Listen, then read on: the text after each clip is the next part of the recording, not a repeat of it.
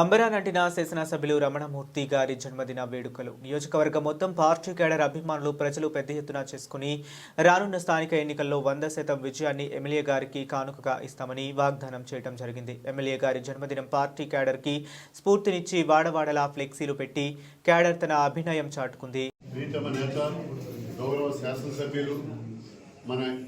మన తెలుగుదేశం కుటుంబ పెద్ద అయిన శ్రీ బొగ్గు రమణమూర్తి గారికి ముందుగా జన్మదిన శుభాకాంక్షలు తెలియజేస్తూ ఆయన 83 నుంచి పార్టీ వ్యవస్థాపకుడు ఆయన ఈ రోజు వరకు ఆయన పార్టీని కష్టకాలంలో ఆదుకొని ఈరోజు తెలుగుదేశం వైభవంగా ఉందంటే ముఖ్య కారణం ఆయనే అని నేను చెప్తాను.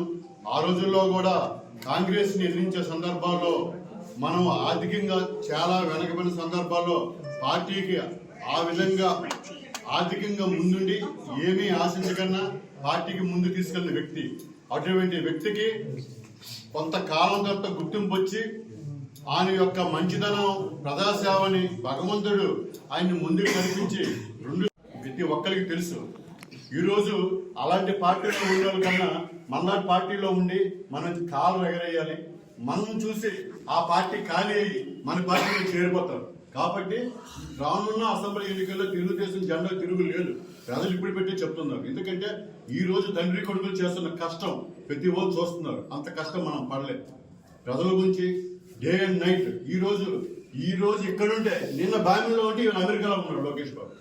అంటే అది వాళ్ళ నెట్వర్క్ ఎలా చేస్తున్నారు, ఐటీ స్ట్రక్చర్ ఎలాగవుతుంది, పోలవరం ఎలాగవుతుంది, అమరావతి ఎలాగవుతుంది, ఈ నిధులు ఎలా చేస్తున్నాడు, కేంద్రం నుంచి నిధులు తేవడంలో నెంబర్ 1 అని ఈ రోజు ప్రతి ఒక్కరు చెప్పుకుంటున్నారు.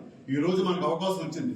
మోడీ గవర్నమెంట్ లో బోర్డర్లో ఉండడం వల్ల మనకి అవకాశం వచ్చింది కాబట్టి మనం శరవేగంగా అభివృద్ధి చెందుతాం. మనకి ఎవరు దరిదాపుల్లో కూడా ఎవరు రాడు. వచ్చే అసెంబ్లీ ఎన్నికల్లో ఆ పార్టీ ఖాళీ అయిపోతుంది. కాబట్టి ఇప్పుడు పెట్టే మన స్థానాన్ని మనం సృష్టి చేసుకుందాం.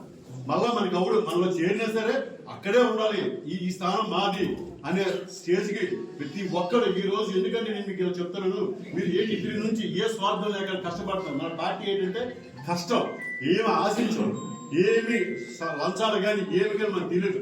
మనకు అవకాశం రికమెండ్ చేయడం లేకపోతే లేదు. అటువంటి పార్టీలో మనం ఉన్నాం కాబట్టి, ఎందుకంటే మన జీన్స్ మన నాయకుడు ఉంటాడు కాబట్టి మనం అలా తయారాము. అదే మన నాయకుడు దొంగ అయితే మన బుద్ధులు కూడా దొంగ బుద్ధులు అవుతాయి. కాబట్టి మనకి ఇలాంటి పార్టీలో మనం ఉన్నందుకు గర్వంగా ఫీల్ అయ్యి ఈ పార్టీని ఇలాగే సాగించి రానున్న స్థానిక ఎన్నికల్లో జెండా ఎగరేయాలని మీ అందరికీ విజ్ఞప్తి చేసి ఈ అవకాశం ఇచ్చిన